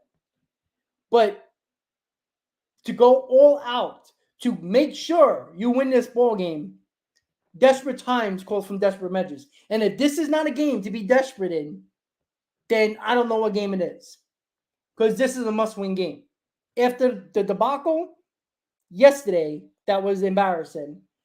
The beatdown the Braves gave, I wouldn't call it a beatdown, but the bad performances by our pitching staff in the Braves series and then getting swept back-to-back series and losing 7 in a row. Lost. I don't think did they sit Robinson back down? That would be very interesting. If they do that, that's scary. Oh, okay. Rutschman and Murphy with 12 home runs. That's amazing. And again, Alvarez was up in the first week of the season. So he didn't play a lot in the first 2-3 weeks, but he's had less at bats than those guys. So that's really nice to see.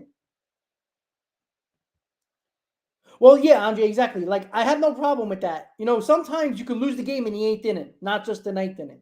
So that's something that I never mind Buck doing. I'll take that all the time because I would trust Robertson with the middle of the order than anybody else in the 8th inning, to be honest. In the 9th inning, you got the bottom of the order. If you can't get a bullpen guy to get the bottom of the order out, you don't deserve to win the ball game. Again, you got a 3-run lead with 2 innings to go. Win the ball game. All right, so here we go. Another 3-run lead for the New York Mets. Can they hold it? Let's see if the Mets can win a ball game and stop the losing streak. Robertson is in the ball game. Top of the order for the Pirates. 2-3-4 for the Pirates.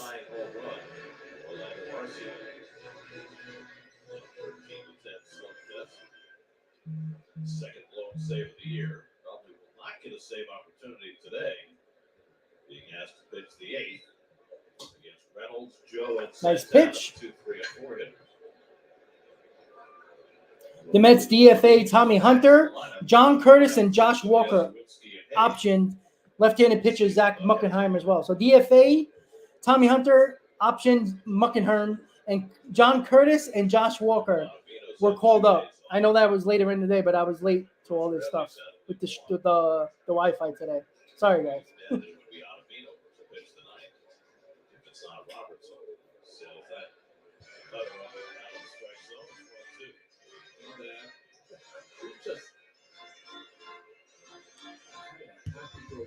Personality, which is unlike closers usually. And a bulldog at the same time. Yeah. That's the thing that's great about it. You know, I didn't know him early in his career. I wonder whether he was the same way. That is a leadoff base hit for Robertson. That wasn't a good pitch. He's accomplished everything that you can accomplish in this game. I don't know if he was as easygoing. Yeah, JL, it's unfortunate, but when you get hit in the wrist where the bone is, that's usually a problem.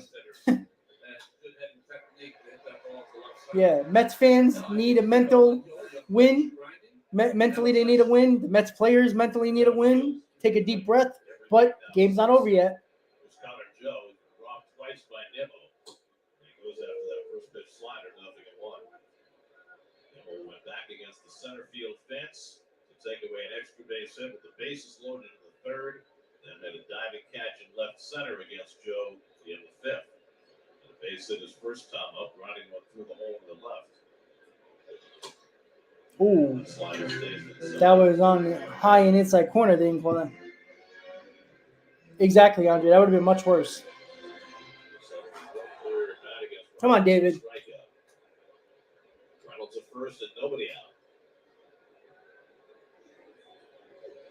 Nice. Same pitch. Called it a strike this time. Angel Perdomo up at the bullpen now for the Pirates. Carlos Santana waits on deck. 1-2 to Joe. And did he go? Did he go? No. Nice pitch by Robinson, but he held the swing. Yeah, easy. But you know what? That's around baseball. So, again, it's been all around the league. So, unfortunately. Come on, David. 2-2 coming.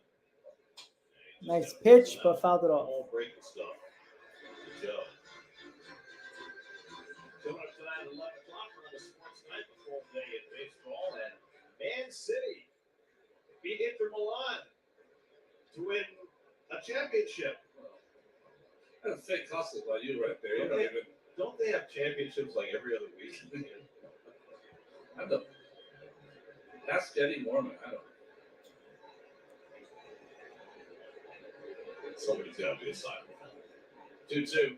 Got him. 1 out. Nice strikeout. Big strikeout right there with the slider. Stood with the breaking ball against Joe. Well, the last curveball was not a good one. The breaking ball was not a good one. This one was. The great thing about veteran pitchers, guys who've been around a lot, they throw a bad one. They know how to make the adjustment. Now, Carlos Santana, who's 0 for 10 with 6 strikeouts against Robertson in his career. 1 for 3 today. And got that call low on the outside corner. Back one. Come on, David. Let's go. Magnificent today. Never better than when the Mets were committing errors in the infield behind him. And he was able to limit the damage to 1 unearned run. Gave him just 2 hits over 7 innings. Off the fists of foul. Popped up, foul ball. Strike 2. It's easy to judge pitchers that send in the game against Philadelphia where he was perfect. He wasn't perfect today, but he was more impressive to me the way he pitched through some of the Mets' failed plays, errors in the field. And he also got help. He got help from Nimmo. He got help from the ball that Sawinski hit that just went foul. 0-2 coming to Santana. Buries that one low and inside. 1-2. Most teams probably do for a couple of breaks. Sent with 1-4, he struck out 6. He threw 96 pitches, lowered his ERA from 3.75 to 3.34, which is incredibly good 12 big league starts. Come on, David, let's go. Carrasco will get the ball tomorrow. 1-2 from Robertson. And Santana takes that one away. 2-2. I love the fact that Alvarez, at his young age, can take control of the game behind the plate. He saw the pitch before that. He's like, way to go. That was a good spot to miss right there. And he told him again, get it down here. Doesn't want him to make a mistake. He's got a lot of confidence back there. He's into it, you know? Santana homered last night, his 4th of the year. And strike 3, 2 outs. 2 nice strikeouts by Robinson here. At some point when you're facing Carlos Santana, it doesn't do you any good to throw balls on the strikes and you gotta get your swing at. He's not gonna do it. So you gotta go after him, and he did right there. So 2 out. Another dangerous Jack Sawinski, who's over 2 today. For 3 hits, including a home run last night. He takes the slider down for ball 1. Sawinski 0 for 2 against Robertson. Again, last year with the Cubs. Swing and a miss, throwing to first by Alvarez. Ooh, close. That ball. We've seen Sawinski over the last couple of days really drive the ball on balls at the very bottom of the strike zone. He doesn't really like the ball up and middle in. That's a place that David Robertson, I think, can get that cutter to get a softer out. 1-1. That's a start and stop at first. That's right. Alvarez came up ready.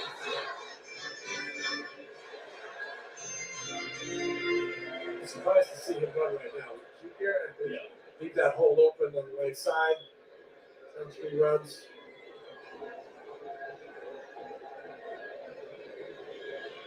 Especially with Sawinski up. Put 2 on the board in a hurry.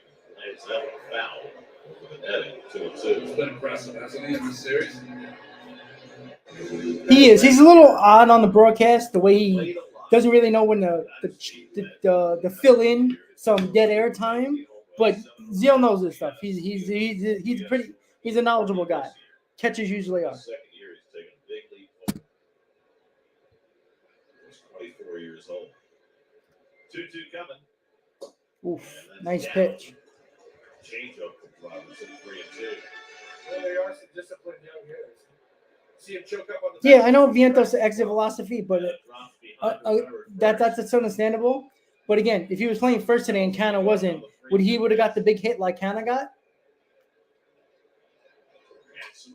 And this should be right to Nimmo, and that ends the 8th. And Robinson does his job in the 8th, gets out of it with no runs. Is Robinson going to come out for the 9th inning?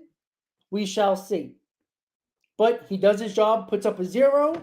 Mets coming back up in the top of the 9th with a 4-1 lead. You know, it's always nice to see a little bit more insurance runs. But 1 inning to go, 3-run lead. Easy? It's possible. And listen, for all, we've been talking about bullpen this whole stream, or at least, the 3 innings I missed before that. But after, and that's on me, I apologize. But we've been talking about bullpen. There's nothing the Mets can do until the trade deadline. That is a month and a half away. All right. So you got to trust these guys. You got to put these guys out there because you can't throw Robertson 3 innings every single day. So you have to run those guys out there. These guys got to perform. Ottavino had his best season of his career last year. You got to trust them. Even though I don't like them, you got to trust these guys. Rarely, Ottavino, Robinson, and Smith. Those are the 4 guys that are your mainstay in your bullpen. You have to trust them until you can do something by the deadline. If you don't trust those guys, you're in trouble. You have to throw them out there because there's nobody else. Now, you do have John Curtis and Josh Walker that was just called up. Muckenheimer and Tommy Hunter. Muckenheimer was sent down. Tommy Hunter was DFA'd. So you got John Curtis and Josh Walker, who is in his bullpen now.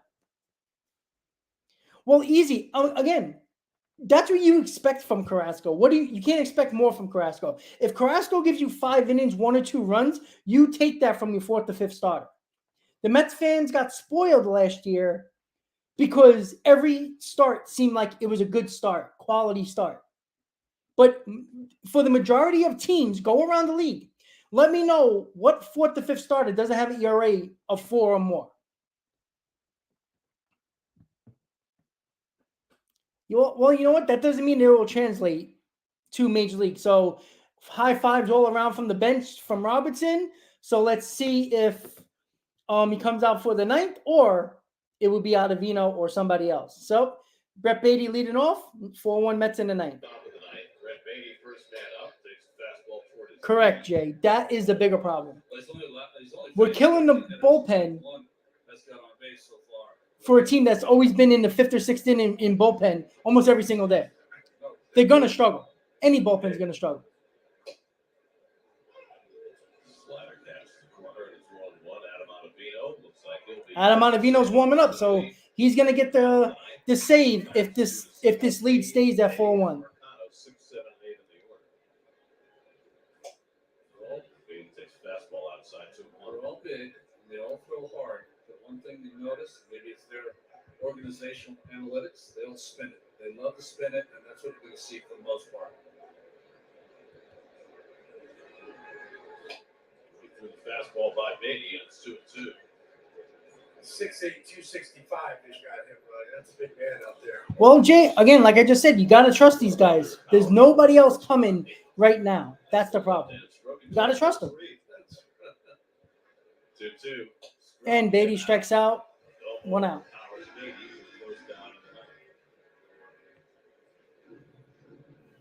New York Mets baseball on SNY is brought to you God, I by love that bringing ballpark. people One of my together. favorite ballparks I've been to.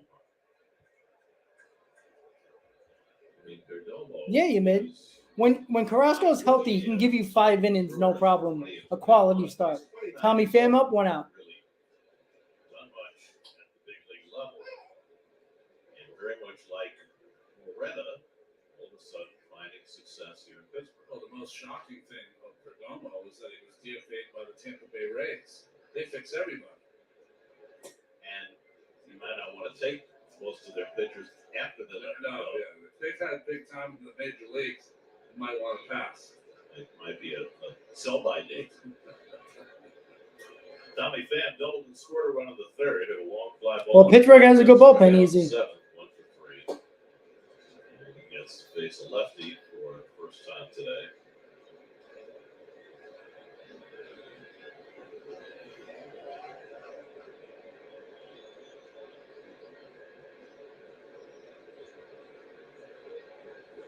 And that's a base hit. Tommy Pham is red hot. Woof. And you know what? Nobody wants Alonso out of the lineup because of injury. But what this does, it puts Canner at first base, and it makes Tommy Pham play left field every single day. And with that hot bat, why the hell not? The best hitter in the lineup over the last 3 weeks. Back of the bat. Quick through the middle of the zone. Let's go out of the plate. He's got a big lead at first base. It's Guillorme fouls one away. And stolen 5 bases, been caught once. I agree, Jay. You know, I'm not going to kill him for that Brave game because he's been great the whole year. You know, that happens to the best of them. Ricky Henderson always said lefties are either impossible to run on or easy to run on. And maybe Pham's trying to get a measure of Perdomo. Find out.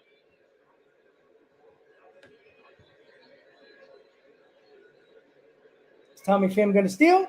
Oh, that was close. I mean, your first thought at 6'8", 265 is the move is not going to be light. And Light. That's a good one. I don't think we've had light on our broadcast before. ding, ding, ding. Like that. Ooh. Takes one at the top. High fastball. That should have been a ball. Called a strike.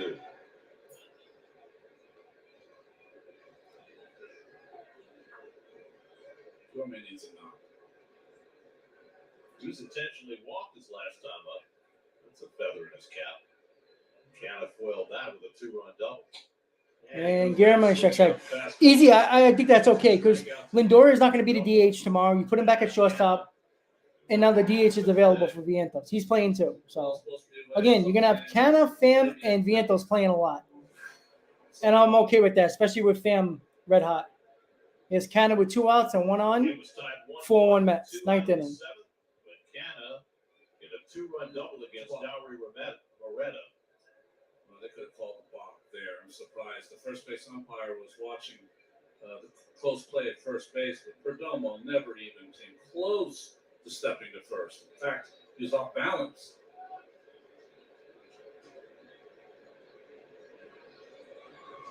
Pham still with that huge lead, and now he's running. The throw by And Pham safe. And safe. And Pham steals a base. Good time to steal there with 2 outs getting in scoring position.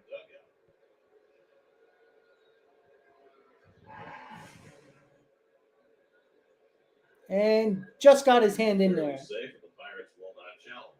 Quick release by delay. He didn't delay. Oh, Mark, get that insurance on. Frank, it's going to be out of Vino. There's no room for a delay. Unless you have rain. For a strike, and it's 1-1. Especially the guy who's calling the pitches. He tries to sweep it down. Tommy got in there, though. Definitely got the hand in there. Delay, Oh, Mark, base it. No way. Jay, everybody who I don't like, I'd rather them prove me wrong than right. I tell you. Perdomo's got 2 strikeouts against the left-handers. This is a much easier at bat for a right-hander. You see him a lot better than lefties. Must look a little different. 1-2. And that's a base drop. And that's a base hit. That's going to score a run. Another 2-out RBI by Mark Canna, 5-1 Mets. 3 RBIs for Mark Canna today. Another big 2-out RBI. 3 2-out RBIs for Mark Canna today. Right in the gap. Comes in a little bit for Perdomo because the That's a big stolen base there by Pham and a big base hit by Mark Canna. 3 2-out RBIs by Canna. Good job. Pham steals the base, scores the run. Mets now with a 4-1 Insurance lead. runs, tack-on runs are always important. In this game for the Mets. Good job. 2 hits, an RBI, a walk, 2 great catches in center field. Yeah, Frank, I agree. It's a non-save situation for Ottavino. See if they get anybody else up in case this scores some more runs. Fastball up for a strike. The Devil was 0-2. Yeah, lost. That's great and all, but we don't have the prospects to give him up. He has 4 years of control left. It's going to take a ton of prospects to get Alexis Diaz from the Reds. And Nimmo strikes out, but not before. Mark Canna and Tommy Pham are the big reasons why they got that 5th run. Ottavino is coming in for 3 outs in the ninth. Again, guys, it comes back to the fact that, yes, Diaz would be great. Yes, John Heyman wrote a report that the Mets are eyeing Alexis Diaz for the bullpen. But we go back to the same issue. If the Mets are talking about their farm system like they don't want to trade people, who are you trading to get them? Christopher, I wasn't a pitcher. No. At all. I was never a pitcher. I was a third baseman. But again, it doesn't have to be about knowing a lot about pitching. And again, I'm not going to be, I'm not an encyclopedia about pitching. I'm going to be the first one to tell you. But it is common sense sometimes that, it's the eye test. You don't need statistics to tell me that, Tommy Hunter sucks. I don't need statistics to tell me that Ottavino is not to be trusted. You know what I'm saying? Should Ottavino hold a 4-run lead? Absolutely. Do I trust him? No. Like, if he gets a 1-2-3 inning in the 9th inning, do I trust him tomorrow? God, no. So, easy, I wouldn't. Today's a game you must win. You see, that's the problem that a lot of people have been complaining about Buck, that he's been worrying about the next day. Don't worry about the next day. Win today and worry about tomorrow. I think that was a big problem what the Mets did in the Toronto series. They were too concerned about the next day, and they weren't worrying about the day today. That's the problem. Worry about today. Win today, and you worry about tomorrow. Because tomorrow, it might not matter what bullpen arm you throw out there. The Mets might score 15 runs and win 15-1. And then it doesn't matter who you bring in. All right, so here we go. Ottavino. What a difference from last year. Had under a 2 ERA. This year he has a 4.5 ERA. All right, come on, Adam. You got a 4-run lead. This is the game you must win. Don't worry about tomorrow until tomorrow. Tomorrow is another problem.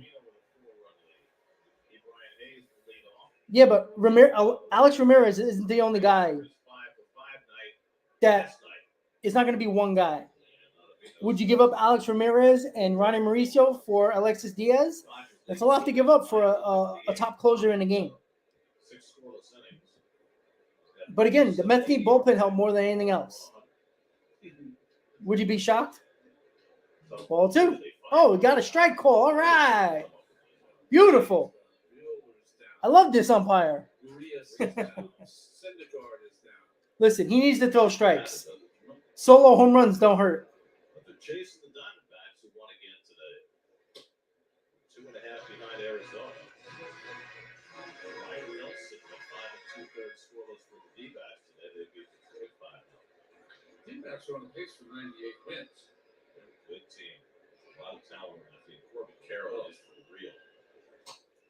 Nice pitch. 2-2. Carroll hit a grand slam last night. Otto was playing that ball. We have National West and the records. Otto played that ball, but it was a double hit. Oh, what'd you say, Easy? Sorry, I couldn't read the comment. Write it again. Only you. Poor guy. Still being talked about though, Ronnie. That's right, Baltusrol, I believe. Rays are up 6-4 on the Nats in the ninth. Trying to win their 7th straight game. 2-2 coming to Hayes. Got him. 1 out. 1 out. There's the first out in the bottom of the ninth. Andre, again, the Mets were in on him prior to the season starting before he got that cancer diagnosis. Maybe he will be available. Well, easy considering the fact that he's pitched a lot better than he did last year. Yeah, he is a top reliever. I mean, who would you rather have, Ottavino or Alexis Diaz? The matter is, the Mets have to be creative now. This is not a situation where if your starters, which you have to hope that your starters get better and go 5, 6 innings a lot more. If you bolster your bullpen, you have a better chance of winning ball games than not. You admit, me neither. But when that is the biggest need right now, you have to make sacrifices sometimes. I think Alexis Diaz is going to get better by year, in my opinion. The same way his brother started off pretty good and then just became dominant. Me too. I'd rather have Hendricks too, but why can't you get both of them? Why not? Popped up. Right to Nimmo. Should be 2 outs. And it is 2 quick outs for Ottavino. Mets are 1 out away from a win. I know, a win. Guess what? It could be a win. Holy Christ. It's possible, guys. The impossible has happened. Nothing like good quality starting pitching. Mets are about to go 17-1 when their starter goes 6 innings or better. And a fastball in for a strike to Marcano. Getting those outside pitches, I'll take him. To get similar from Carrasco tomorrow. It wasn't great his last time out in Atlanta, but well, Andre, all those guys are available. Diaz is available. Hendricks, Barlow are all available. Fastball away, 1-1 to Marcano. Major League average 650 winning percentage. When the starter goes 6, the Mets are at 941. Easy. I don't mind given up for a reliever that you have control over. Hendricks, I think he has 2 years left on his deal. I would be weary about giving a lot up for him, but a guy like Alexis Diaz, you have control for 4 years. Again, Alexis Ramirez, I like him, but again, we're so concerned about our quote-unquote future. If it screwed us last year because we were so concerned about future. Wait, 1 strike away from a W. Hold the horses.